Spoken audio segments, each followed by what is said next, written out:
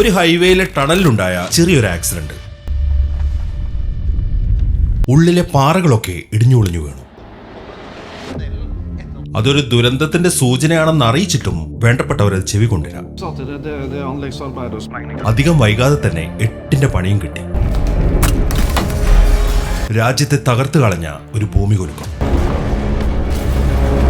Hi guys, എല്ലാവർക്കും നമസ്കാരമുണ്ട്. 2018 ഇറങ്ങിയ ഒരു Norwegian disaster cinema the quake. ഈ സിനിമയാണ് ഇന്നത്തെ നമ്മുടെ വീഡിയോയിൽ. അപ്പൊ വെൽക്കം ബാക്ക്.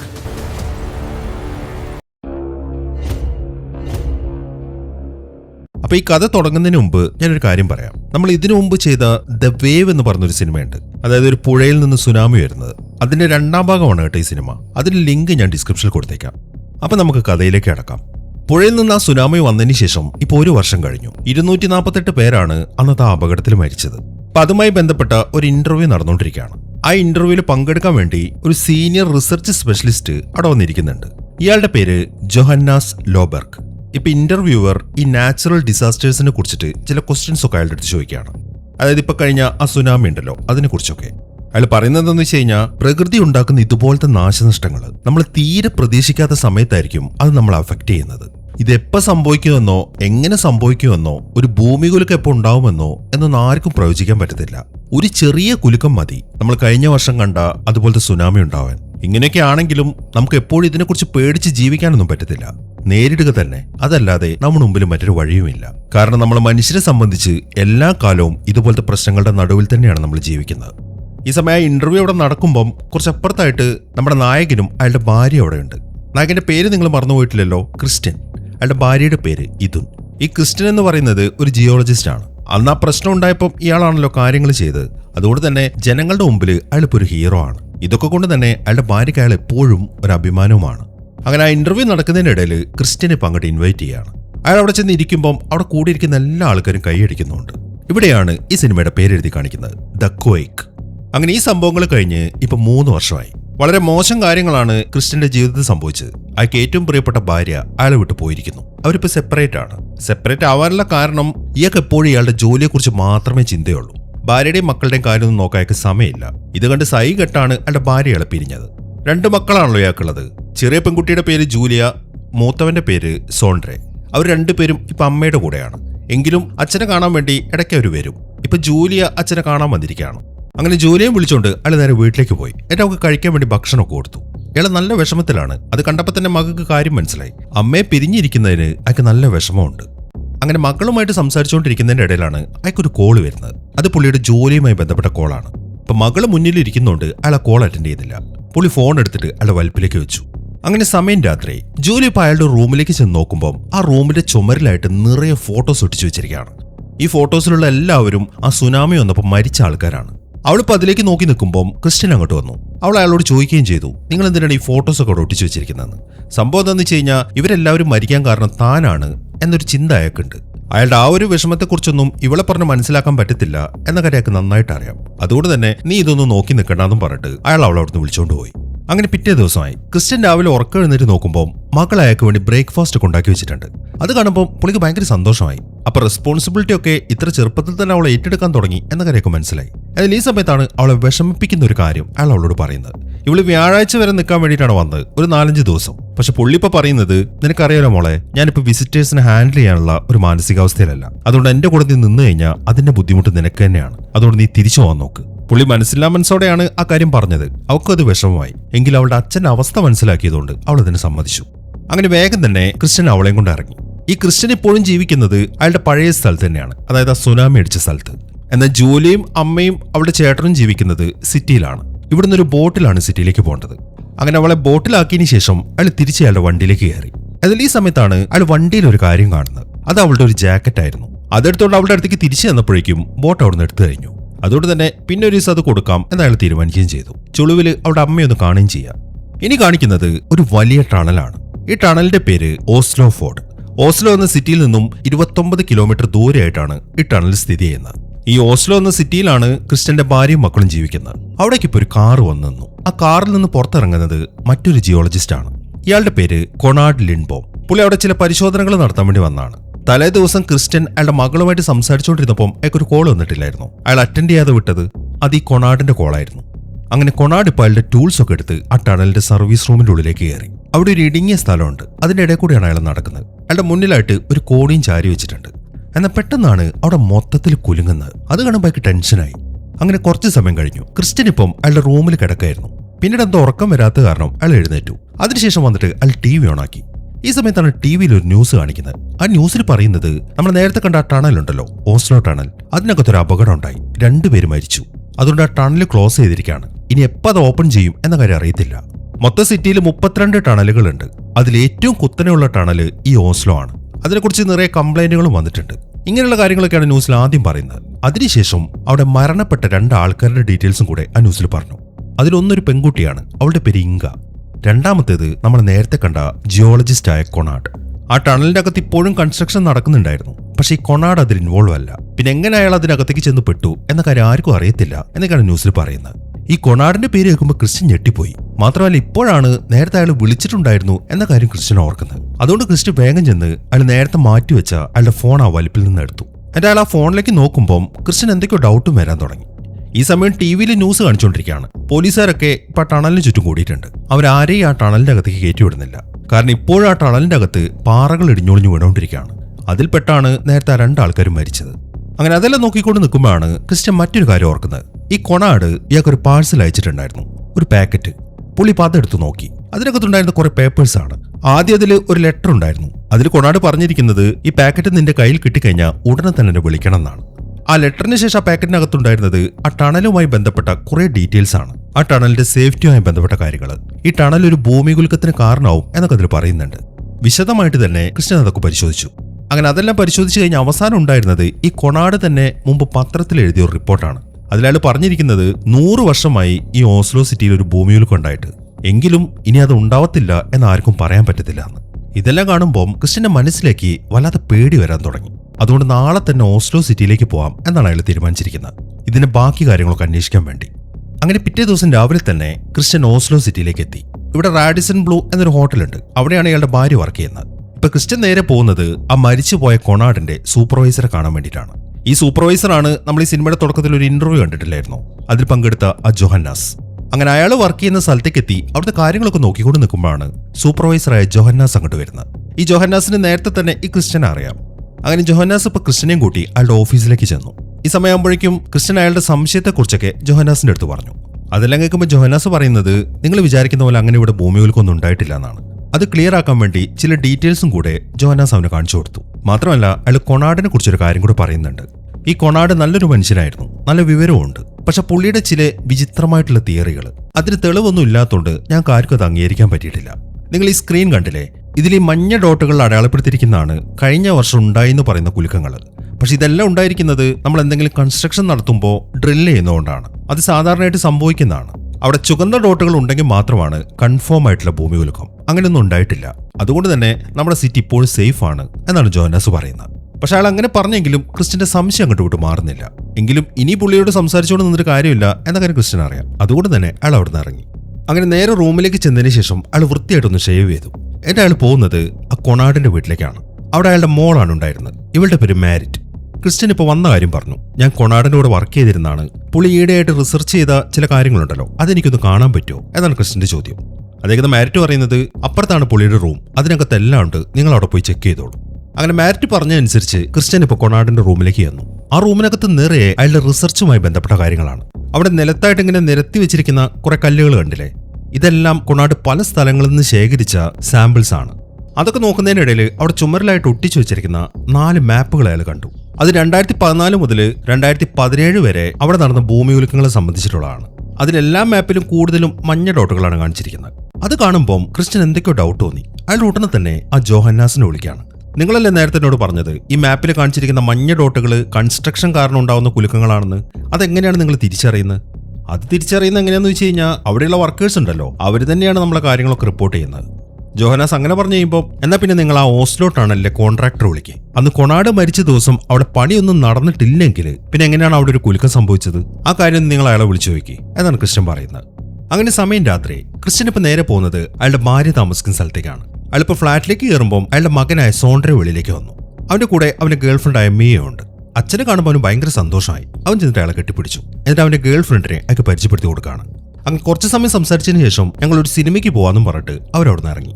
അങ്ങനെ ക്രിസ്ത്യൻ അടുത്തായിട്ട് അയാളുടെ ഭാര്യയുടെ അടുത്തേക്ക് വന്നു. അയാൾ പറയുന്നത് മോൾ അന്ന് വന്നപ്പം അവളുടെ ജാക്കറ്റ് അവിടെ മറന്നു വെച്ചു, അത് ഞാൻ തിരിച്ചു തരാൻ വന്നാണെന്ന്. അത്രയും പറഞ്ഞ് അയാൾ ആ ജാക്കറ്റ് എടുത്ത് ഇതിന്റെ കയ്യിൽ കൊടുത്തു. ഇതിനാണെങ്കിൽ അപ്പം തന്നെ അത് അവളുടെ മോളുടെ റൂമിലേക്ക് കൊണ്ടുവച്ചു. ഈ സമയം മോളാണെങ്കിൽ നല്ല ഉറക്കമാണ്. അതിനിടയിൽ മറ്റൊരു കാര്യം കൂടെ ഇതിന് ക്രിസ്ത്യൻ്റെ അടുത്ത് പറയുന്നുണ്ട്. നാളെ മകളുടെ ഒരു ഡാൻസ് റിഹേഴ്സൽ ഉണ്ട് ഇവിടുത്തെ ഒപ്പര ഹൗസിൽ, തീർച്ചയായിട്ടും നിങ്ങളും അത് കാണാൻ വരണം. ക്രിസ്ത്യൻ അതിന് സമ്മതിച്ചു. അങ്ങനെ മകളുടെ റൂമിൽ നിന്ന് ഇറങ്ങിയതിനു ശേഷം അവർ രണ്ടുപേരും കൂടെ ഓരോരോ പഴയ കാര്യങ്ങൾ സംസാരിച്ചുകൊണ്ടിരിക്കുകയാണ്. അതിനിടയിൽ ഇപ്പൊ അവിടെ നടക്കുന്ന ഭൂമികുലുക്കത്തെ കുറിച്ച് ക്രിസ്ത്യൻ അവളോട് പറയാൻ വന്നു. എന്ന് പെട്ടെന്നാണ് കറണ്ട് പോകുന്നത്. അതിനെ തുടർന്ന് ഇതിന് ക്രിസ്ത്യനെയും കൂട്ടി മെയിൻ സ്വിച്ചിന്റെ അടുത്തേക്ക് വന്നു. ഇനി ഫ്യൂസ് എങ്ങാനും പോയതാണോ നോക്കാൻ വേണ്ടി. എന്നാൽ മെയിൻ സ്വിച്ചിന്റെ അടുത്തേക്ക് നോക്കുമ്പോൾ അവിടെ കുഴപ്പമൊന്നുമില്ല. അതിനിടയിലാണ് എന്തൊരു ശബ്ദം കേൾക്കുന്നത്. അവർ നോക്കുമ്പോൾ നിറയെ എലികൾ ഒറ്റകളെല്ലാം കൂടെ കൂട്ടത്തോടെ അതിൽ ഓടി വരികയാണ്. അത് കണ്ടതും ഇതും ശരിക്കും ഞെട്ടിപ്പോയി. അവള് വല്ലാണ്ട് പേടിച്ചിരിക്കുന്ന കാണുമ്പോൾ നീ എന്തിനാണ് ഇങ്ങനെ പേടിക്കുന്നത്? അത് എലികളല്ലേ, എനിക്ക് മനസ്സിലാവും നിന്റെ അവസ്ഥ. നീ ഒറ്റപ്പെട്ടാണ് ജീവിക്കുന്നത്, അതിനെല്ലാ ബുദ്ധിമുട്ടുകളും നിനക്കുണ്ട്. പിന്നെ നീ എന്തുകൊണ്ടാണ് എന്നെ ഉപേക്ഷിച്ചു വന്നത് എന്നും എനിക്കറിയാം. പക്ഷെ ഞാൻ അതൊന്നുമല്ല പറയാൻ വന്നത് എന്ന് പറഞ്ഞ് അയാൾ വീണ്ടും കാര്യം പറയാൻ തുടങ്ങി. എന്നാൽ അപ്പോഴേക്കും ഇതിനിടയിൽ കയറി. നിങ്ങൾ പറഞ്ഞല്ലോ ഞാൻ നിങ്ങളെ ഉപേക്ഷിച്ചാണെന്ന്. ഒരിക്കലും അല്ല ക്രിസ്ത്യൻ, നിങ്ങളാണ് ഞങ്ങളെ ഉപേക്ഷിച്ചത്. അതുകൊണ്ട് നിങ്ങൾ കൂടുതൽ വർത്താനൊന്നും പറയണ്ട എന്നും പറഞ്ഞ് അവൾ പിന്നെയും മെയിൻ സ്വിച്ചിലേക്ക് കൈ നീട്ടി. എന്നാൽ അപ്പോഴേക്കും കറണ്ട് വന്നു. അങ്ങനെ പിറ്റേ ദിവസമായി ഇതിനിപ്പം ആ ഒപ്പര ഹൗസിലേക്ക് വന്നിരിക്കുകയാണ്. ഇന്നാണല്ലോ അവളുടെ മോളുടെ ആ ഡാൻസ് പ്രാക്ടീസ് ഉള്ളത്. ഈ സമയം തന്നെ ക്രിസ്ത്യൻ നേരെ പോയിരിക്കുന്നത് കൊണാഡിന്റെ വീട്ടിലേക്കാണ്. അയാൾ കൊണാഡിന്റെ റൂമിലിരുന്ന് അവിടുത്തെ സാമ്പിൾസ് ഒക്കെ ചെക്ക് ചെയ്യാൻ തുടങ്ങി. ഈ സമയത്താണ് മാരിറ്റ് അങ്ങോട്ട് വരുന്നത്. എന്താ നിങ്ങളുടെ പരിപാടി എന്ന് ചോദിച്ചിട്ട്. അത് കേൾക്കുമ്പോൾ ക്രിസ്ത്യൻ ഒരു പേപ്പറൊക്കെ കാണിച്ചു കൊടുക്കുകയാണ്. അതിന് മറ്റേ അയാൾ നേരത്തെ പറഞ്ഞിട്ടുണ്ടായിരുന്നല്ലോ 100 വർഷമായി ഇവിടെ ഒരു ഭൂമികുലുക്കം സംഭവിച്ചിട്ട് എങ്കിലും അത് ഇനിയും സംഭവിക്കാൻ ചാൻസ് ഉണ്ടെന്ന്. അതാണ് എഴുതിയിരിക്കുന്നത്. അത് കാണിച്ചു കൊടുത്തതിനു ശേഷം ക്രിസ്ത്യൻ പറയുന്നത് 1904 അവസാനം ഇവിടെ ഒരു ഭൂമികുലുക്കം വന്നത്. ഇന്നത്തെ അവസ്ഥയിൽ ഇപ്പൊ ഒരു ഭൂമികുലുക്കം വന്നു കഴിഞ്ഞാൽ എന്തായിരിക്കും അവസ്ഥ എന്ന് നിനക്ക് ഊഹിക്കാൻ പറ്റുമോ? അന്ന് വന്നതിലും 100 ഇരട്ടി തീവ്രത ഉണ്ടായിരിക്കും അതിന്. അതുകൊണ്ട് അത് വരാതിരിക്കട്ടെ. പിന്നെ എന്തുകൊണ്ടായിരിക്കും നിന്റെ അച്ഛൻ അന്ന് ആ ടണലിന്റെ അകത്തേക്ക് പോയത്? വെറുതെ പോയില്ലല്ലോ. അതുകൊണ്ട് നമുക്ക് ആ ടണലിലേക്ക് പോയിട്ട് അവിടെ നിന്ന് ചെക്ക് ചെയ്യാം. മാറ്റ് അതിന് സമ്മതിക്കുകയും ചെയ്തു. അങ്ങനെ വേഗം തന്നെ അവർ ആ ടണലിലേക്ക് പുറപ്പെട്ടു. ഇപ്പോഴും അത് ക്ലോസ് ആയി കിടക്കുകയാണ്. അങ്ങനെ അവിടെ വണ്ടി നിർത്തി അവരവിടേക്ക് പരിശോധിക്കാൻ തുടങ്ങി. ഈ സമയം അവർ നോക്കുമ്പോൾ അവിടെ കുറെ പാറക്കഷ്ണങ്ങളൊക്കെ വീണെടുക്കുന്നുണ്ട്. അതിനടിയിലായിട്ട് 2 കാറുകളും. അതൊക്കെ ഒന്ന് നോക്കിയതിനു ശേഷം അവരിപ്പം അവിടുത്തെ സർവീസ് റൂമിലേക്ക് കയറാണ്. നേരത്തെ കൊണാട് പോയ വഴി.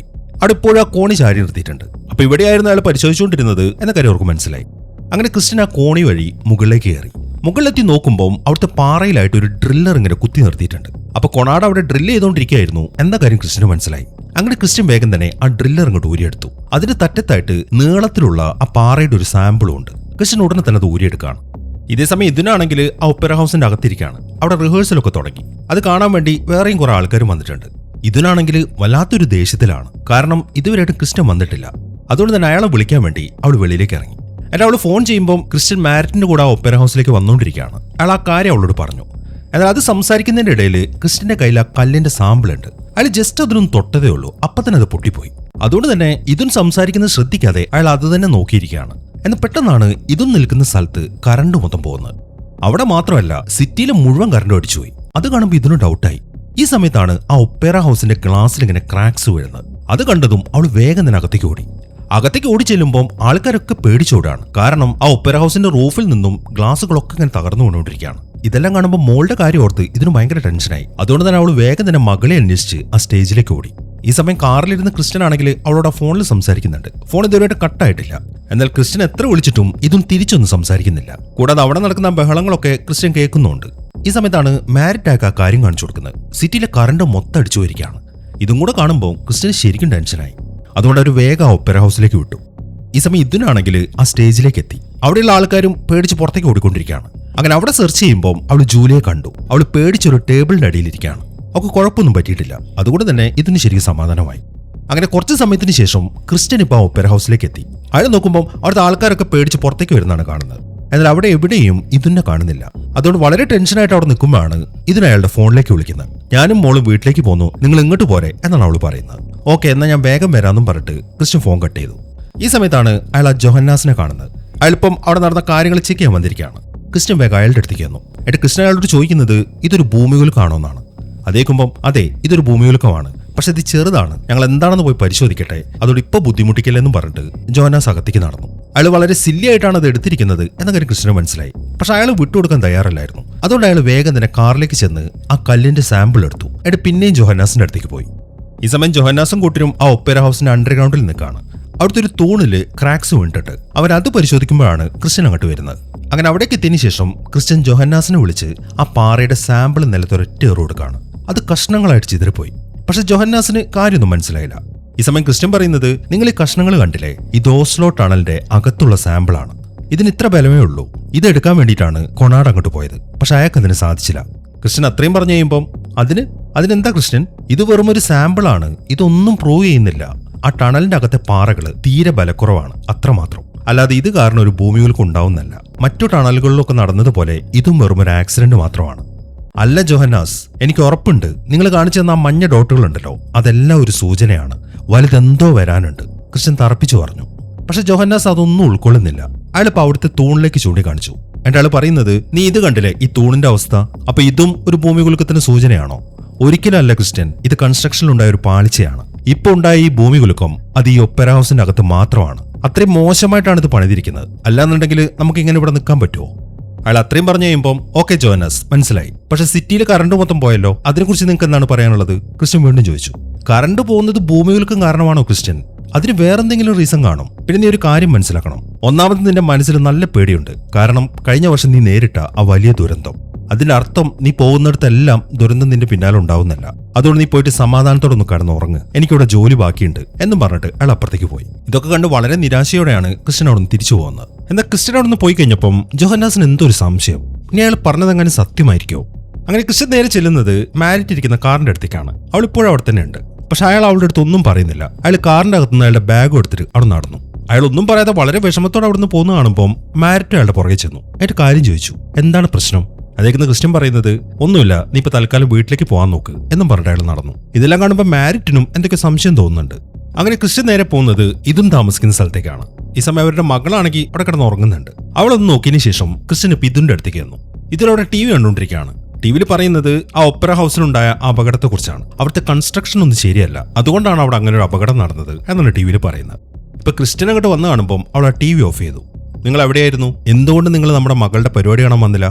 അവളുടെ ആ ചോദ്യം കേൾക്കുമ്പോൾ അയാൾക്കാണെങ്കിൽ എന്താണ് പറയേണ്ടതെന്ന് അറിയത്തില്ല. അയാളിപ്പോ തൽക്കാലം ഒരു സോറി പറയാണ്. ഓക്കെ, ഇപ്പൊ നിങ്ങൾ എന്തിനാണ് ഇങ്ങോട്ട് വന്നത്? അവളുടെ മുഖത്ത് ചെറിയൊരു ദേഷ്യം പ്രകടമാണ്, നല്ല സങ്കടവും.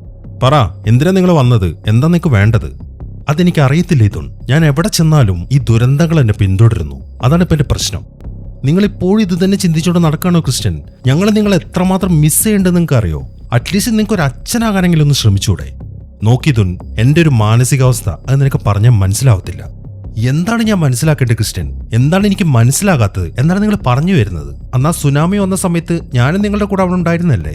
അന്ന് നിങ്ങളെ കൊണ്ടാവുന്നതെല്ലാം നിങ്ങൾ ചെയ്തു. ഒരുപാട് ആൾക്കാരെയും നിങ്ങൾ രക്ഷിച്ചു. നമ്മുടെ ഫാമിലിയെ നിങ്ങൾ രക്ഷിച്ചില്ലേ? ഞങ്ങൾക്ക് ആർക്കും ഒരു കുഴപ്പമില്ല. ഇത്രയൊക്കെ ചെയ്താൽ പോരെ നിങ്ങൾക്ക്? അതെല്ലാം കേൾക്കുമ്പോൾ ക്രിസ്ത്യൻ ആണെങ്കിൽ കരച്ചിലിങ്ങനെ അടക്കി പിടിച്ചോണ്ടാണ് അവിടെ നിൽക്കുന്നത്. ആ കാര്യം ഇതിനും മനസ്സിലായി. അവൾക്ക് സങ്കടം വരാൻ തുടങ്ങി. പുള്ളി വല്ലാത്തൊരു മാനസികാവസ്ഥയിലാണ് എന്ന കാര്യം ഇപ്പൊ ഇതിനും മനസ്സിലായി. അതുകൊണ്ട് അയാളെ സമാധാനിപ്പിക്കാൻ വേണ്ടി അവൾ അയാളെ ടച്ച് ചെയ്തു. എന്നാൽ അപ്പോഴേക്കും ക്രിസ്ത്യൻ ആണെങ്കിൽ പൊട്ടിക്കരയാണ്. അത് കാണുന്ന ഇതിനാണെങ്കിൽ ഒന്നും പറയാതെ അയാളെങ്ങനെ കെട്ടിപ്പിടിച്ച് ആശ്വസിപ്പിച്ചു. അങ്ങനെ പിറ്റേ ദിവസം രാവിലെ ഇതിനിപ്പോ ജോലിക്ക് വേണ്ടി അവളുടെ ഹോട്ടലിന് മുമ്പിലെത്തി. നല്ല വലിയൊരു ബിൽഡിംഗ് ആണത്. അങ്ങനെ ഇതിനും അവളുടെ ഒരു കൊളീഗും കൂടെ ആ ഹോട്ടലിലെ ലിഫ്റ്റിൽ കയറി മുകളിലത്തെ നിലയിലേക്ക് പോകാൻ തുടങ്ങി. 34ാമത്തെ നിലയിലെ റെസ്റ്റോറന്റിലാണ് ഇതും ജോലി ചെയ്യുന്നത്. അവളുടെ കൊളീഗിന്റെ പേര് വിൽഡെ. ഈ സമയം മാരിറ്റ് ആണെങ്കിൽ അവളുടെ അച്ഛന്റെ റൂം ക്ലീൻ ചെയ്യാൻ വന്നിരിക്കുകയാണ്. ഈ സമയം അവളുടെ അച്ഛന്റെ ലാപ്ടോപ്പ് അവിടെ ഇരിക്കുന്നുണ്ട്. വെറുതെ അവളൊന്ന് തുറന്നു നോക്കി. എന്നാൽ ഈ സമയത്താണ് അതിലൊരു വീഡിയോ അവള് കാണുന്നത്. അത് കണ്ട് സംശയം തോന്നുന്ന അവള് ആ വീഡിയോ അവളുടെ മൊബൈലിലേക്ക് ആക്കി.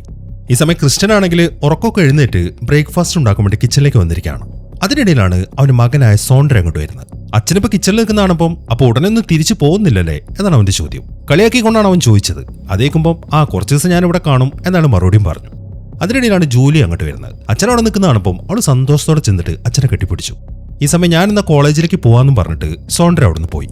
അങ്ങനെ അവൻ പോയി കുറച്ച് സമയം കഴിയുമ്പോഴാണ് പുറത്ത് ബെല്ലടിക്കുന്ന ശബ്ദം കേൾക്കുന്നത്. ക്രിസ്ത്യൻ ഇന്ന് വാതിലോട് നോക്കുമ്പോൾ അത് മാരിറ്റ് ആണ്. അവൾ വന്ന ഉടനെ തന്നെ ആ മൊബൈലിലെ വിഷ്വൽസ് ഒക്കെ കാണിച്ചു കൊടുത്തു.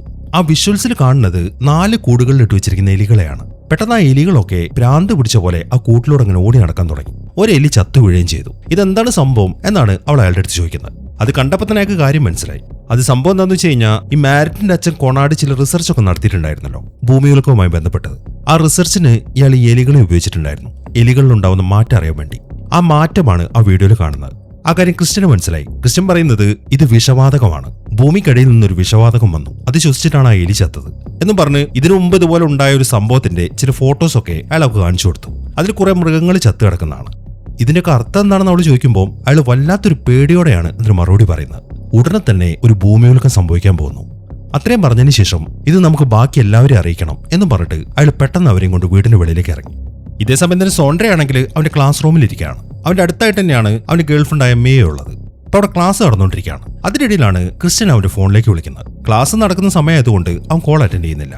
ഈ സമയമാകുമ്പോഴേക്കും ക്രിസ്ത്യനും ജൂലിയും മാരിറ്റിന്റെ വണ്ടിയിലേക്ക് കയറി. എന്നിട്ട് പെട്ടെന്ന് തന്നെ അവൾ വണ്ടി എടുക്കുകയാണ്. അതിനിടയിൽ ക്രിസ്ത്യൻ ഇതുന്റെ ഫോണിലേക്ക് വിളിച്ചു. പക്ഷെ അവൾ നല്ല ബിസി ആയതുകൊണ്ട് ഫോൺ അറ്റൻഡ് ചെയ്യുന്നില്ല. അവളുടെ കൂടെ തന്നെ അവളുടെ കൊളീഗായ ആ വിൽഡയും ഉണ്ട്. അവരിപ്പോൾ ഓരോന്നൊക്കെ സംസാരിച്ചുകൊണ്ട് ബാൽക്കണിയിലേക്ക് നടന്നു, അവിടുത്തെ ടേബിളൊക്കെ ക്ലീൻ ചെയ്യാൻ വേണ്ടി. ഈ സമയം വിൽഡ അവളോട് ചോദിക്കുന്നത് അവളുടെ ഹസ്ബൻഡ് തിരിച്ചു വന്ന കാര്യങ്ങളെക്കുറിച്ചൊക്കെയാണ്. ഇതേ സമയം തന്നെ മാരിറ്റ് ആണെങ്കിൽ നല്ല വേഗതയിലാണ് വണ്ടി ഓടിക്കുന്നത്. ഇതെല്ലാം കാണുമ്പോൾ പുറകിലിരിക്കുന്ന ജൂലിക്ക് ശരിക്കും പേടിയായി. അത് കാണുമ്പോൾ നീ പേടിക്കേണ്ട കാര്യമൊന്നും ഇല്ലാന്നും പറഞ്ഞ് ക്രിസ്ത്യൻ അവളെ സമാധാനിപ്പിച്ചു. അതിനുശേഷം സോണ്ട്രെ ഫോൺ എടുക്കാത്തതുകൊണ്ട് അവന്റെ ഫോണിലേക്ക് അയാൾ ഒരു മെസ്സേജ് അയക്കുകയാണ്. ആ മെസ്സേജ് അവൻ വായിച്ചു നോക്കുമ്പോൾ അതിൽ എഴുതിയിരിക്കുന്നത് നീ ഇപ്പോൾ ഏതെങ്കിലും ബിൽഡിങ്ങിന്റെ അകത്താണെങ്കിൽ ഉടനെ തന്നെ വെളിയിലേക്ക് ഇറങ്ങണം എന്നാണ്. എന്നാൽ അവനത് വലിയ കാര്യമാക്കുന്നൊന്നുമില്ല. മകന്റെ റിപ്ലൈ ഒന്നും ഇല്ലാത്ത കാണുമ്പോൾ ക്രിസ്ത്യൻ എന്തെന്ന് വെച്ച് കഴിഞ്ഞാൽ നേരെ പോലീസ് സ്റ്റേഷനിലേക്ക് വിളിച്ചു. എന്നിട്ട് ആൾ പറയുന്നത് കോളേജിൽ ഞാൻ ബോംബ് വെച്ചിട്ടുണ്ട്, ഉടനെ തന്നെ അവിടെ ഒരു പൊട്ടിത്തെറി ഉണ്ടാവുന്നതാണ്. ഇതല്ലാതെ അവിടുന്ന് ആൾക്കാരെ ഒഴിപ്പിക്കാൻ അയാളുടെ മുമ്പിൽ മറ്റൊരു മാർഗ്ഗമില്ലായിരുന്നു. അങ്ങനെ പെട്ടെന്ന് തന്നെ അവരുടെ വണ്ടി റാഡിസൺ ബ്ലൂ ഹോട്ടലിന് മുമ്പിലേക്ക് എത്തി. അതിനെ തുടർന്ന് ജൂലിയ മാരിറ്റിനെ ഏൽപ്പിച്ച് അയാൾ വേഗം ഹോട്ടലിലേക്ക് കയറി. എന്നിട്ട് അയാൾ നേരെ റിസപ്ഷനിൽ ചെന്ന് ഇതിനെവിടെയാണ് വർക്ക് ചെയ്യുന്നതെന്ന് ചോദിച്ചു. 34ാമത്തെ നിലയിലാണ്. അവിടുത്തെ ആൾ മറുപടി കൊടുത്തു. അതിനെ തുടർന്ന് ക്രിസ്ത്യൻ വേഗം ചെന്ന് ലിഫ്റ്റിലേക്ക് കയറി. അങ്ങനെ ലിഫ്റ്റിൽ കയറിയതിനു ശേഷം അയാൾ ഫോൺ എടുത്തിട്ട് നേരെ ജോഹന്നാസിനെ വിളിച്ചു. എന്നിട്ട് അയാൾ പറയുന്നത് ഇപ്പോഴും നിങ്ങൾക്ക് ഒരു മൂവ്മെന്റും കണ്ടെത്താൻ പറ്റിയിട്ടില്ലല്ലോ, എങ്കിൽ ഞാൻ പറയുന്നു ഉടനെ തന്നെ ഒരു ഭൂമികുലുക്കം സംഭവിക്കും, അതുകൊണ്ട് എത്രയും പെട്ടെന്ന് ആൾക്കാരെ ഒഴിപ്പിക്കാനുള്ള പണി നോക്കിക്കോ എന്നാണ് ക്രിസ്ത്യൻ അയാൾ ഇൻഫോം ചെയ്യുന്നത്. അത് കേട്ട് അയാൾ ശരിക്കും ഞെട്ടിപ്പോയി. ഈ സമയത്താണ് അവിടുത്തെ ലേഡി ആ കമ്പ്യൂട്ടറിൽ അയാൾക്ക് ഒരു കാര്യം കാണിച്ചു കൊടുക്കുന്നത്. അതും കൂടെ കാണുമ്പോൾ അയാൾക്ക് കാര്യങ്ങളൊക്കെ ഉറപ്പായി. ഉടനെ തന്നെ ഒരു ഭൂമികുലുക്കം സംഭവിക്കും. ഈ സമയം സോണ്ട്രെ അവരുടെ ക്ലാസ് റൂമിൽ തന്നെ ഇരിക്കുകയാണ്. അതിനിടയിലാണ് അവിടെ ഒരു അലാറം അടിക്കുന്നത്, എമർജൻസി അലാം. അത് ആ പോലീസുകാർ ബോംബിന്റെ കാര്യം ഇൻഫോം ചെയ്തതിനെ തുടർന്ന് അലാറം അടിച്ചതാണ്. എന്നാൽ ബോംബിന്റെ കാര്യമൊന്നും അവർ വിളിച്ചു പറയുന്നില്ല. പക്ഷെ സോണ്ട്രയ്ക്ക് സംശയമായി, ഇനി അവന്റെ അച്ഛൻ പറഞ്ഞതിൽ എന്തെങ്കിലും കാര്യമുണ്ടോ? അതുകൊണ്ട് അവൻ അവന്റെ ഗേൾഫ്രണ്ടിനോട് പറയുന്നത് നമുക്ക് വേഗം വെളിയിലേക്ക് ഇറങ്ങണം എന്നാണ്. എന്നാൽ ഈ സമയമാകുമ്പോഴേക്കും അലാറം ഓഫായി. അതുകൊണ്ട് വേറെ ആരും പുറത്തേക്ക് പോകുന്നില്ല. വല്ല മിസ്റ്റേക്ക് കാരണം സംഭവിച്ചായിരിക്കും എന്നാണ് ബാക്കി എല്ലാവരും വിചാരിച്ചിരിക്കുന്നത്. ഇപ്പൊ സാർ ആരോടും വെളിയിലേക്ക് ഇറങ്ങാൻ പറയാത്തതുകൊണ്ട് നീ ഇപ്പൊ തൽക്കാലം ഇവിടെ തന്നെ ഇരിക്കുക എന്നാണ് മീ അവന്റെ അടുത്ത് പറയുന്നത്. ഈ സമയം മാരിറ്റ് ആണെങ്കിൽ അവളുടെ കാറിനകത്ത് തന്നെ ഇരിക്കുകയാണ്. ജൂലി അവിടെ ഉണ്ട്. അതിനിടയിലാണ് അവരുടെ വണ്ടിയുടെ പുറകെ വന്നിട്ട് ഒരു വണ്ടി ഹോൺ അടിക്കുന്നത്, ഒരു ഡെലിവറി വാൻ. അയാളിപ്പോൾ വണ്ടി അവിടെ നിന്നെടുത്ത് മാറ്റാൻ അവളോട് പറഞ്ഞു. അത് കേട്ടതും അവൾ വെളിയിലേക്ക് ഇറങ്ങി. എന്നിട്ട് അവൾ പറയുന്നത് ഇപ്പൊ തൽക്കാലം വണ്ടി മാറ്റാൻ പറ്റത്തില്ല, നിങ്ങൾ അപ്പുറത്ത് കൂടെ പോയിക്കോ. അത്രയും പറഞ്ഞതിന് ശേഷം അവൾ തിരിഞ്ഞു നോക്കുമ്പോൾ ജൂലിയെ കാണുന്നില്ല. മാരിറ്റ് അവിടെയൊക്കെ സെർച്ച് ചെയ്യാൻ തുടങ്ങി. അതിൽ ഈ സമയത്താണ് ആ കാഴ്ച അവൾ കാണുന്നത്. ജൂലി ഇപ്പം ആ ഹോട്ടലിന്റെ ലിഫ്റ്റിലേക്ക് കയറി. അവളിപ്പോൾ മുകളിലേക്ക് പോയിക്കൊണ്ടിരിക്കുകയാണ്. അതുകൊണ്ട് മാരിറ്റ് ശരിക്കും ഞെട്ടിപ്പോയി. അവൾ വേഗം തന്നെ ഹോട്ടലിനകത്തേക്ക് ഓടി.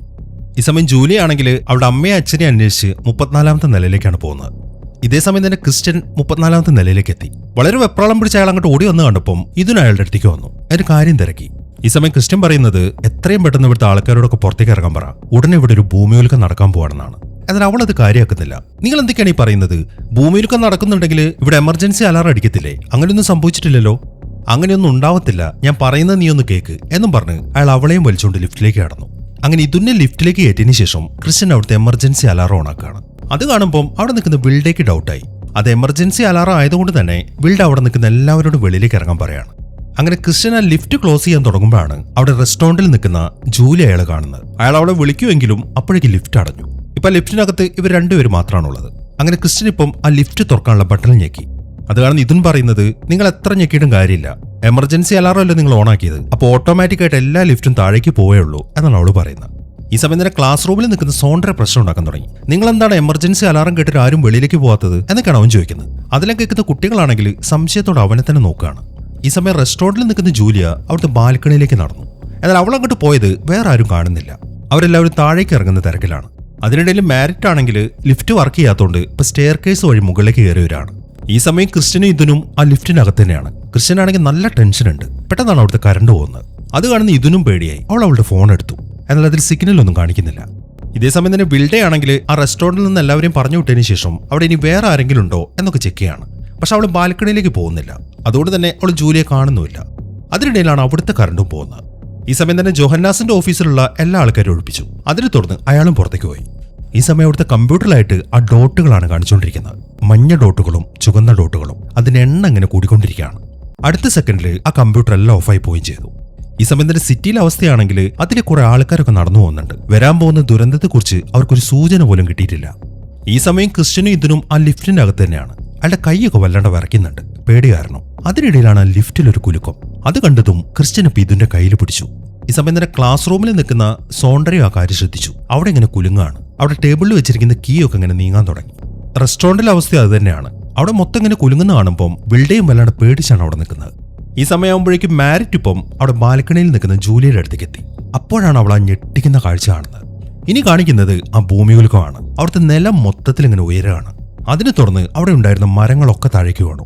ഈ സമയം ജൂലിയെ നോക്കുമ്പോൾ അവിടെ സിറ്റിയിലുണ്ടായിരുന്ന ബിൽഡിങ്ങുകളൊക്കെ തകർന്നു വീണുകൊണ്ടിരിക്കുകയാണ്. അങ്ങനെ അതെല്ലാം തകർന്ന് ഇപ്പൊ റാഡിസൺ ബ്ലൂ എന്ന ബിൽഡിംഗ് തകരാൻ തുടങ്ങി. അത് കണ്ടതും മാരിറ്റ് ഓടി വന്നിട്ട് ജൂലിയെ പിടിച്ചു. ഇതേസമയം തന്നെ ആ ലിഫ്റ്റിന്റെ കയറൊക്കെ പൊട്ടി അതിപ്പോ താഴേക്ക് പോകാൻ തുടങ്ങി. വളരെ കഷ്ടപ്പെട്ടാണ് ക്രിസ്ത്യനും ഇതിനോടെ പിടിച്ചു നിൽക്കുന്നത്. അങ്ങനെ ഇതിൻ വേഗം തന്നെ ക്രിസ്ത്യനെയും പിടിച്ച് അവിടെ നിലത്തേക്ക് കടന്നു. ഈ സമയം ആ ബിൽഡിങ്ങിന്റെ ഗ്ലാസുകളൊക്കെ തകർന്നു വീണുകൊണ്ടിരിക്കുകയാണ്. അതിനിടയിൽ ജൂലിയനെ പിടിച്ചിരിക്കുന്ന മാരിറ്റ് ആണെങ്കിൽ അവളെയും കൊണ്ടിപ്പോൾ നിലത്തേക്ക് വീണു. അവിടെ തകർന്നു വീണുകൊണ്ടിരിക്കുന്ന ഗ്ലാസുകളിൽ ചില ഭാഗങ്ങളൊക്കെ അവരുടെ ദേഹത്തേക്കും വീണു. പക്ഷെ ചെറിയ കഷ്ണങ്ങളാണ്. ഇതേസമയം തന്നെ സിറ്റിയിലെ അവസ്ഥയാണെങ്കിൽ അവിടുത്തെ മുഴുവൻ ബിൽഡിങ്ങുകളും ഇങ്ങനെ തകർന്നു വീണുകൊണ്ടിരിക്കുകയാണ്. ഇപ്പൊ ക്ലാസ് റൂമിന്റെ അകത്തെ ഭാഗങ്ങളൊക്കെ തകർന്നു വീണെന്ന് കാണുമ്പോൾ അവിടുത്തെ പിള്ളേരെല്ലാവരും താഴേക്കിരുന്നു. അവരുടെ തലയിലൊക്കെ അവിടെ നിന്ന് ഇങ്ങനെ കഷ്ണങ്ങൾ വന്ന് വീഴുന്നുണ്ട്. ഈ സമയം ഇതിനും ക്രിസ്ത്യനും നിൽക്കുന്ന ആ ലിഫ്റ്റ് വളരെ വേഗത്തിലാണ് താഴേക്ക് വീഴുന്നത്. അങ്ങനെ അത് നിലത്തേക്ക് വന്ന് ലാൻഡ് ചെയ്ത് കഴിയുമ്പോൾ അവിടുത്തെ മുകൾ ഭാഗം ഇപ്പൊ നേരെ അവരുടെ മുകളിലേക്ക് വന്ന് വീണു. പക്ഷെ അതിനധികം ബലമില്ലാത്തതുകൊണ്ട് അവർക്ക് കുഴപ്പമൊന്നും പറ്റിയില്ല. ഈ സമയം തന്നെ കോളേജ് ബിൽഡിങ്ങിന്റെ മുകൾ ഭാഗം തകർന്നുപോയി. അതിനെ തുടർന്ന് പിന്നീട് ഒരു നിശബ്ദതയാണ്. അനക്കൊന്നും കാണുന്നില്ല. അങ്ങനെ കുറച്ച് സമയം കഴിഞ്ഞു. അവിടെ കിടന്നിരുന്ന മാരിറ്റ് എഴുന്നേറ്റ് നോക്കുമ്പോൾ ജൂലിയെ കാണുന്നില്ല. വളരെ ടെൻഷനോടെ അവൾ ജൂലിയെ അവിടേക്ക് തിരയാൻ തുടങ്ങി. ഒരിടത്ത് വെച്ച് അവൾ ജൂലിയെ കാണുകയും ചെയ്തു. അവിടെ നിന്നിരുന്ന ആ വിൽഡ ഉണ്ടല്ലോ, അവളുടെ മേലേക്ക് എന്തൊരു സാധനം വന്ന് അവളവിടെ കിടക്കുന്നുണ്ട്. പക്ഷെ മരിച്ചിട്ടില്ല, നല്ല രീതിയിൽ ഇഞ്ചുറി പറ്റിയിട്ടുണ്ട്. ജൂലി ഇപ്പൊ അവളെയും നോക്കിയിരിക്കുകയാണ്. അത് കണ്ടതും മാരിറ്റ് അവളുടെ അടുത്തേക്ക് വന്നു. എന്നിട്ട് രണ്ടുപേരും കൂടെ കഷ്ടപ്പെട്ട് ആ വിൽഡ അവിടുന്ന് വെളിയിലേക്ക് എടുത്തു. ഇതേസമയം തന്നെ ക്രിസ്ത്യനും ഇതിനും ആണെങ്കിൽ ആ ലിഫ്റ്റിന്റെ മുകളിൽ നിൽക്കുകയാണ്. ഇനിയിപ്പോൾ അവിടുന്ന് രക്ഷപ്പെടണമെന്നുണ്ടെങ്കിൽ അവർക്ക് മുകളിലേക്ക് കയറണം. ഇനിയിപ്പോൾ ക്ലാസ് റൂമിൽ നോക്കുകയാണെങ്കിൽ സോണ്ടറയ്ക്കും അവന്റെ ഗേൾ ഫ്രണ്ടിനും കുഴപ്പമൊന്നും പറ്റിയിട്ടില്ല. അവനിപ്പോൾ അവളെയും കൊണ്ട് വെളിയിലേക്ക് നടക്കാൻ തുടങ്ങി. ആ നടക്കുന്നതിനിടയിൽ അവരുടെ സാർ അവിടെ മരിച്ചു കിടക്കുന്നതാണ്. അയാളുടെ തലയിൽ വലിയൊരു കല്ല് വന്നു വീണാണ്. ഈ സമയത്താണ് ആ ബിൽഡിങ്ങിന്റെ മുകളിൽ നിൽക്കുന്ന മാരിറ്റും കൂട്ടരും ഒരു കാര്യം കാണുന്നത്. ആ ബിൽഡിങ്ങിന്റെ ഓപ്പോസിറ്റ് നിൽക്കുന്ന മറ്റൊരു ബിൽഡിംഗ് ഉണ്ട്. അതിപ്പം ഇവര് നിൽക്കുന്ന ബിൽഡിങ്ങിലേക്ക് മറിഞ്ഞു കൊണ്ടുകൊണ്ടിരിക്കുകയാണ്. അത് കണ്ടത് മാരിറ്റ് ഓടിച്ചെന്ന് ബാക്കിയുള്ളവരോടൊന്ന് മാറ്റി. അങ്ങനെ ആ വലിയ ബിൽഡിംഗ് ഇപ്പൊ റാഡിസൺ ബ്ലൂ ബിൽഡിങ്ങിന് മുകളിലേക്ക് ഒന്ന് വീഴാണ്. അതിന്റെ സെന്റർ ഭാഗത്തേക്കാണ് വീഴുന്നത്. അതോടുകൂടെ ആ ഭാഗം മൊത്തം തകർന്നുപോയി. ഇപ്പൊ സെന്റർ ഭാഗം തകർന്നുകൊണ്ട് അതിന്റെ മുകൾ ഭാഗം പൊടിഞ്ഞ് അതും താഴേക്ക് വീഴാണ്. എന്നാൽ ഏറ്റവും മുകളിൽ മാരിറ്റും കൂട്ടി നിൽക്കുന്ന ഭാഗം താഴേക്ക് വീഴുന്നില്ല. അതവിടെ സ്റ്റക്കായി. എന്നാൽ 2 സെക്കൻഡ് കഴിഞ്ഞപ്പം ആ ഭാഗം താഴേക്ക് ചെരിഞ്ഞു. അതോടുകൂടെ അവിടെ കിടന്നിരുന്ന വിൽഡ നേരെ താഴേക്ക് പോവാണ്. മാരിറ്റ് ജൂലി അവളെ പിടിക്കാൻ ശ്രമിച്ചെങ്കിലും അവരെ കൊണ്ട് പറ്റിയില്ല. അങ്ങനെ വിൽഡ താഴേക്ക് വീണ്ട് അവളുടെ പണി തീർന്നു. എന്നാൽ ഇതുകൊണ്ടൊന്നും തീരുന്നില്ല. അടുത്ത സെക്കൻഡിൽ മാരിറ്റും പിടിവിട്ടിട്ട് നേരെ താഴേക്ക് പോവാണ്. എന്നാൽ താഴേക്ക് പോയ വഴി അവിടെ കിടക്കുന്ന ടേബിളിന്റെ കാലിൽ അവൾ കയറി പിടിച്ചു. അതുകൊണ്ട് അവൾ രക്ഷപ്പെട്ടു. അങ്ങനെ അവൾ അവിടെ സ്റ്റക്കായി കഴിഞ്ഞപ്പം അടുത്തായിട്ട് ജൂലിയും താഴേക്ക് വീണു. എന്നാൽ ജൂലിയ മാരിറ്റിന്റെ അടുത്തേക്ക് എത്തിയപ്പോഴേക്കും മാരിറ്റ് അവളെ കയറി പിടിച്ചു. അതുകൊണ്ട് അവളും താഴേക്ക് പോയില്ല. ഈ സമയം ക്രിസ്ത്യനും ഇതിനും ആ ലിഫ്റ്റിന്റെ ഇടയിലാണ്. മുകളിലേക്ക് കയറാൻ വേണ്ടി അവൻ അവിടെ തൂങ്ങി കിടക്കുന്ന വയറിൽ പിടിച്ചു. എന്നിട്ട് അവൻ അപ്പുറത്തേക്ക് കയറി. അതിനെ തുറന്ന് ഇതിനും ആ വയറിൽ കയറി പിടിച്ചു. എന്നിട്ട് അവളിങ്ങനെ പതുക്കെ മുകളിലേക്ക് കയറി വരികയാണ്. അങ്ങനെ അയാളുടെ തൊട്ടടുത്തെത്തി അയാളുടെ കയ്യിൽ കയറി പിടിക്കാൻ തുടങ്ങുമ്പോഴാണ് ആ ലിഫ്റ്റ് താഴേക്ക് വരുന്നത്. അതോടുകൂടെ ഇതിനും അതിന്റെ കൂടെ താഴേക്ക് വീഴാണ്. അങ്ങനെ എത്ര പ്രൊട്ടക്ട് ചെയ്യാൻ ശ്രമിച്ചിട്ടും അയാളുടെ കൺമുന്നിൽ വെച്ചിട്ട് തന്നെ അയാളുടെ ഭാര്യ മരിച്ചു. അതുകൊണ്ട് കരയാൻ മാത്രമേ അയാളെ കൊണ്ട് സാധിക്കുന്നുള്ളൂ. അങ്ങനെ കുറച്ച് സമയം അവിടെ ഇരുന്നതിന് ശേഷം ക്രിസ്ത്യൻ അവിടെ നടക്കാൻ തുടങ്ങി. അയാൾ നടക്കുന്ന വഴി ഒരു ലേഡി അവിടെ ഇരിക്കുന്നുണ്ട്. അവർക്ക് വലിയ കുഴപ്പമൊന്നുമില്ല. എന്നാൽ അപ്പുറത്തായിട്ട് വേറെ ചില ആൾക്കാർ മരിച്ചും കിടക്കുന്നുണ്ട്. ഇതുകൂടാതെ സ്റ്റെയർകേഴ്സ് വഴി രക്ഷപ്പെട്ട ചില ആൾക്കാർ ഇറങ്ങി വരുന്നതും കാണാം. അവരെയൊക്കെ നോക്കിയതിന് ശേഷം ക്രിസ്ത്യൻ വേഗം മുകളിലേക്ക് കയറി അയാളുടെ മകളെ അന്വേഷിച്ച്. അങ്ങനെ എങ്ങനെയൊക്കെയോ കഷ്ടപ്പെട്ട് അയാൾ 32ാമത്തെ നിലയിലേക്ക് എത്തി. ഈ സമയത്താണ് ജൂലിയുടെ ശബ്ദം അയാൾ കേൾക്കുന്നത്. അവളിങ്ങനെ സഹായത്തിന് വേണ്ടി വിളിച്ചുകൊണ്ടിരിക്കുകയാണ്. അതിനെ തുടർന്ന് അയാൾ വേഗം ആ ശബ്ദം കേട്ട ഭാഗത്തേക്ക് പോവാണ്. പക്ഷെ നേരിട്ട് അങ്ങോട്ട് ഓടിച്ചെല്ലാൻ പറ്റത്തില്ല. കാരണം ചെരിഞ്ഞാണ് ആ ഭാഗം നിൽക്കുന്നത്. അതുകൊണ്ട് കിടന്നുകൊണ്ട് അവിടെ ഇവിടെയൊക്കെ പിടിച്ചാണ് അയാൾ മുന്നോട്ട് പോകുന്നത്. അങ്ങനെ അവസാനം അയാൾ അയാളുടെ മകളുടെയും മാരിറ്റിന്റെ അടുത്തേക്ക് എത്തി. മകൾക്ക് കുഴപ്പമൊന്നും ഇല്ലാത്തതുകൊണ്ട് തന്നെ അയാൾക്ക് ആശ്വാസമാവുകയും ചെയ്തു. എന്നാൽ ഈ സമയം മകളെ ചോദിക്കുന്നത് അമ്മ എവിടെയെന്നാണ്. അവളുടെ ആ ചോദ്യം കേൾക്കുമ്പോൾ കരയാൻ മാത്രമേ അയാളെ കൂടി സാധിക്കുന്നുള്ളൂ. ആ കരച്ചിൽ നിന്നും അവക്കും കാര്യം മനസ്സിലായി. ഇനിയിപ്പോൾ അധിക സമയം അവിടെ സംസാരിച്ചുകൊണ്ടിരുന്നൊരു കാര്യമില്ല. എങ്ങനെയെങ്കിലും അവിടുന്ന് രക്ഷപ്പെടണം. വളരെ കഷ്ടപ്പെട്ട് അവിടെ ഇവിടെയൊക്കെ പിടിച്ച് അവർ മുന്നോട്ട് പോവാണ്. എന്നാൽ പെട്ടെന്നാണ് ജൂലിയെ പിടിവിട്ട് താഴേക്ക് വീഴുന്നത്. അത് കണ്ടതും ക്രിസ്ത്യൻ എഴുന്നേറ്റ് ഓടി. എന്നിട്ട് താഴേക്ക് കിടന്ന് അവളെ മുകളിലേക്ക് തള്ളിവിട്ടു. അതോടുകൂടെ ക്രിസ്ത്യൻ നേരെ താഴേക്ക് വീണു. എന്നാൽ ക്രിസ്ത്യൻ അവളെ മുകളിലേക്ക് തള്ളിയെങ്കിലും ജൂലിക്ക് എവിടെയും പിടുത്തം കിട്ടിയില്ല. അതുകൊണ്ട് അവളും നേരെ താഴേക്ക് വീഴാണ്. പക്ഷെ അവൾ നേരെ ചെന്ന് വീണത് അവിടെയുള്ള ഒരു ഗ്ലാസിന്റെ മുകളിലാണ്. നല്ല ശക്തിയായിട്ട് വന്ന് വീണോണ്ട് തന്നെ ആ ഗ്ലാസ്സിൽ ഇങ്ങനെ ക്രാക്ക് വീഴാൻ തുടങ്ങി. അവൾക്കാണെങ്കിൽ എന്ത് ചെയ്യണമെന്ന് അറിയുന്നില്ല. എഴുന്നേക്കാനും പറ്റുന്നില്ല. ഈ സമയം കുറച്ച് അപ്പുറത്തായിട്ട് ക്രിസ്ത്യനും കിടക്കുന്നുണ്ട്. അയാൾക്ക് കുഴപ്പമൊന്നും പറ്റിയിട്ടില്ല. അങ്ങനെ അയാൾ പതുക്കെ എഴുന്നേറ്റ് ആ ഗ്ലാസിന്റെ സൈഡിലൂടെ ജൂലിയുടെ അടുത്തേക്ക് നടക്കുകയാണ്. എന്നാൽ ക്രിസ്റ്റൻ ജൂലിയുടെ തൊട്ടടുത്തേക്ക് എത്തുമ്പോഴാണ് അവിടെ നിന്നിരുന്നൊരു കസേര ജൂലിയ കിടക്കുന്ന ഗ്ലാസിന്റെ മുകളിലേക്ക് വീഴുന്നത്. അതോടുകൂടെ ആ ഗ്ലാസ് തകർന്നിട്ട് കസേര താഴേക്ക് വീണു. ജൂലിയും താഴേക്ക് വീഴേണ്ടതായിരുന്നു. എന്നാൽ അപ്പോഴേക്കും ക്രിസ്റ്റൻ ചെന്നിട്ട് അവളെ പിടിച്ചു. ഒറ്റ കൈയിലാണ് അയാൾ അവളെ പിടിച്ചിരിക്കുന്നത്. പിടിവിട്ട് കഴിഞ്ഞാൽ അവൾ നേരെ താഴേക്ക് വീഴും. ഈ സമയത്താണ് മാരിറ്റ് അങ്ങോട്ട് വരുന്നത്. അവൾ അവിടെ കിടന്നിരുന്ന ഒരു വയറെടുത്തു. അതിൽ തൂങ്ങി അവരുടെ അടുത്തേക്ക് എത്തി. അതിൽ തുറന്ന് ക്രിസ്റ്റൻ ഇപ്പൊ ജൂലിയെ മാരിറ്റിന്റെ കയ്യിലേക്ക് കൊടുക്കുകയാണ്. അങ്ങനെ എങ്ങനെയൊക്കെ കഷ്ടപ്പെട്ട് അവർ രണ്ടുപേരും കൂടെ ജൂലിയെ അവിടുന്ന് രക്ഷിച്ചു. അങ്ങനെ അവിടുന്ന് രക്ഷപ്പെട്ടതിന് ശേഷം പഴയതുപോലെ തന്നെ അവർ പിന്നെയും മുകളിലേക്ക് തന്നെ കയറുകയാണ്. ഇനിയിപ്പോൾ സിറ്റിയുടെ അവസ്ഥ നോക്കുകയാണെങ്കിൽ അത് മൊത്തത്തിൽ തകർന്നു. എത്ര പേര് മരിച്ചെന്നോ എത്ര പേര് രക്ഷപ്പെട്ടെന്നോ ആർക്കും അറിയത്തില്ല. അങ്ങനെ ആ ബിൽഡിങ്ങിൽ നിന്ന് ഇറങ്ങിയതിന് ശേഷം മാരിറ്റ് അവളുടെ വീട്ടിലേക്ക് എത്തി. അവൾ ആദ്യം ചെല്ലുന്നത് അവളുടെ അച്ഛൻ്റെ ഓഫീസ് റൂമിലേക്കാണ്. അവിടെയും മൊത്തം തകർന്നുപോയി. എന്നാൽ ഈ സമയം അവൾ അവിടുത്തെ ടേബിളിൽ നോക്കുമ്പോൾ അവിടെ ഒരു ഫോട്ടോ ഇരിക്കുന്നുണ്ട്. അത് ഇവളുടെ കുട്ടിക്കാലത്തെ ഒരു ഫോട്ടോ ആണ്, അവളുടെ അച്ഛൻ്റെ കൂടെ ഉള്ളത്. അത് കാണുമ്പോൾ അത് ഭയങ്കര സന്തോഷമായി. ഇനിയിപ്പോൾ അവളുടെ അച്ഛൻ്റെ ഓർമ്മയ്ക്കായി അവളുടെ കയ്യിൽ ആകെയുള്ളത് അത് മാത്രമാണ്. ഇനിയിപ്പോൾ ക്രിസ്റ്റന്റെ കാര്യം പറയുകയാണെങ്കിൽ അവൻ അവന്റെ മക്കളെയും കൂട്ടി അവൻ താമസിക്കുന്ന സ്ഥലത്തേക്ക് പോവാണ്, ആ ബോട്ടിൽ. അമ്മ മരിച്ചുപോയാൽ മക്കൾക്ക് രണ്ടുപേർക്ക് നല്ല സങ്കടമുണ്ട്. എങ്കിലും അവർക്ക് ജീവിതത്തിൽ മുന്നോട്ട് പോയാലേ പറ്റൂ. ഇനിയിപ്പോൾ നോർവേയെ കുറിച്ച് പറയുകയാണെങ്കിൽ വടക്കൻ യൂറോപ്പിൽ ഏറ്റവും കൂടുതൽ ഭൂമികൾക്ക് ഉണ്ടാവാൻ സാധ്യതയുള്ളൊരു സ്ഥലം ഇതാണ്. എല്ലാ ദിവസവും പല പല സൂചനകളും അവിടെ രജിസ്റ്റർ ചെയ്യപ്പെട്ടിട്ടുണ്ട്. അതുകൊണ്ട് തന്നെ റിസർച്ചേഴ്സ് പറയുന്നത് ഭാവിയിൽ ഉറപ്പായിട്ടും വലിയൊരു ഭൂമികൾക്ക് അവിടെ ഉണ്ടാവുന്നതാണ്. പക്ഷെ അത് എപ്പോൾ സംഭവിക്കും എന്ന് ആർക്കും പറയാൻ പറ്റത്തില്ല. ഇവിടെയാണ് ഈ സിനിമ അവസാനിക്കുന്നത്. അപ്പോൾ എങ്ങനെ ഉണ്ടായിരുന്നു? എന്താണെങ്കിലും നിങ്ങളുടെ അഭിപ്രായങ്ങൾ എഴുതി അറിയിക്കാൻ മറക്കരുത്. പിന്നെ ഹൈപ്പ് ചെയ്യാനും മറക്കരുത്. അപ്പോൾ പുതിയൊരു കിടിലൻ സിനിമയുമായിട്ട് നമുക്ക് അടുത്ത വീഡിയോയിൽ കാണാം.